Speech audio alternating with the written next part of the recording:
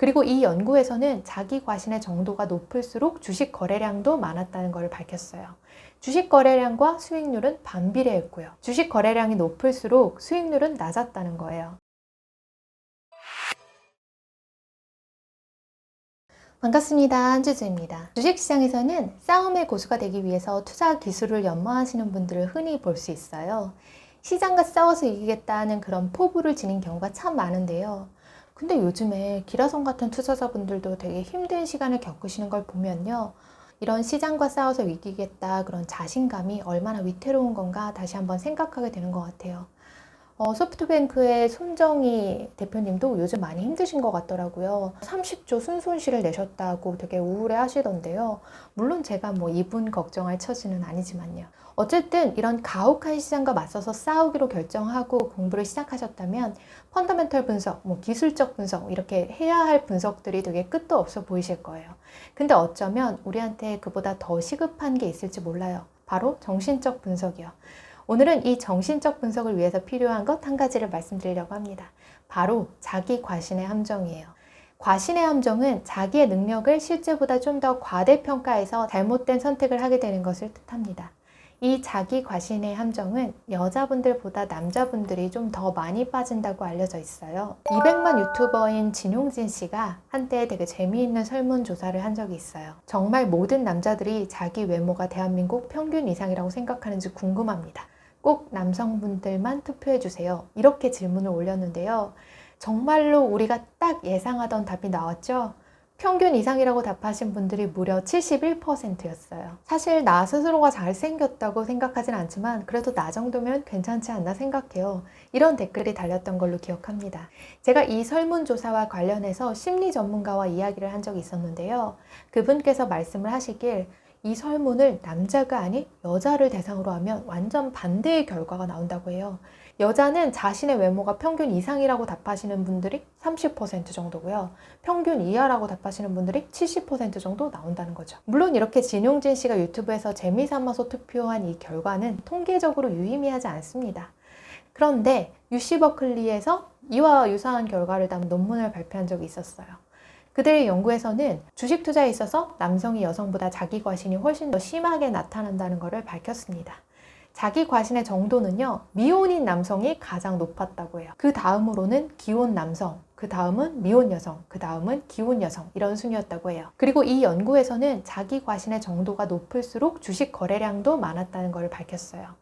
주식 거래량과 수익률은 반비례했고요. 주식 거래량이 높을수록 수익률은 낮았다는 거예요. 연구에서는 남성 여성보다 45%나 훨씬 더 많이 거래하고 순이익은 매년 2.65% 정도 낮다는 것을 밝혔다고 합니다. 매년 2.65% 정도의 수익률이 차이가 난다는 거는요, 되게 큰 차이죠. 매년 2.6%가 복리로 벌어진다고 하면요, 나중에는 이게 엄청난 차이가 될 거예요. 여기에다가 또 빈번한 거래에 수반되는 수수료까지 더하면 실질적인 수익률 차이는 훨씬 더 벌어지겠죠. 저는 사실 살아가면서 이 자기 과신이 꼭 필요한 거라고 생각해요. 무모한 자신감, 이거 되게 좋잖아요. 적어도 무모한 자괴감이나 무모한 자책감 이런 것보다는 훨씬 더 나을 것 같은데요. 근데 만약에 젊은 남자분들의 DNA에 이런 높은 자신감이 없었다면 인류는 살아남지 못했을 거예요. 다만 이 자기 과신은 주식 투자를 잘하는 데는 그다지 도움이 되지 않는 것 같습니다. 과도한 자신감으로 매매를 한 후에 금방 후회하지만 이게 또 고쳐지지 않을 수가 있어요.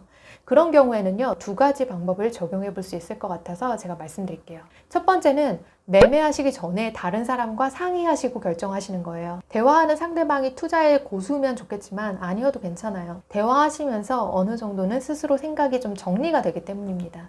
또한 상대방의 반응을 보면서 자신을 조금 객관화해서 볼 수도 있어요. 근데 주위에 이야기할 대상이 어린아이밖에 없다. 그래도 괜찮아요. 피터 린치는 투자한 기업에 대해서 2분 안에 어린아이한테 설명할 수 있어야 된다. 이렇게 말을 했다는데요. 이처럼 어린아이한테 자기가 투자하려고 하는 기업 설명해 보면서 자기 자신을 시험하는 기회로도 좀 활용해 볼 수 있을 것 같거든요. 두 번째는 잦은 주식 매매를 가로막기 위한 강제성을 부여하는 방법을 생각해 볼 수도 있어요. 가족이나 가까운 지인과 계좌를 오픈하시고 특정 주식을 내가 이걸 매도하면 내가 너한테 50만 원을 줄게 이런 식으로 내기를 해볼 수도 있겠죠. 그러면 경솔한 매매를 하는 거를 어느 정도는 조금 제한할 수 있을 거예요. 자기 과신의 함정에 빠지지 않기 위해서 가장 중요한 건요, 스스로 알아차리는 겁니다. 먼저 스스로가 뭐가 문제인지를 알아야지 그 상황을 좀 바꿀 수 있는 거니까요. 자신의 예측이 얼마나 틀리기 쉬운지를 먼저 인정할 필요가 있어요. 나는 천재다, 나는 잘생겼다, 이런 자기 과신의 마음을 조금 내려놓는 게 좋은 것 같습니다.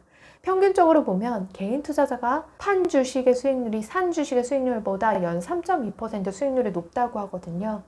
내가 판 주식이 산 주식보다 수익률이 3.2%나 높다고 하면 그냥 내가 그 주식 가지고 있었으면 돈 버는 거잖아요.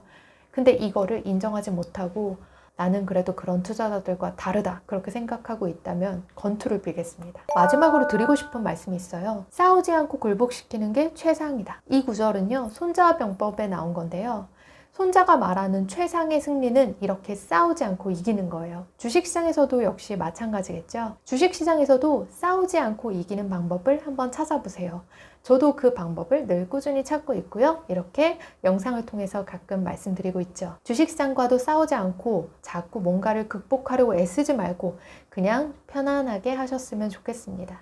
싸우지 않고 승리하는 주식 투자, 그런 멋진 투자 이어가시기 바랍니다. 오늘은 여기까지예요. 주주님들 편안한 밤 되세요.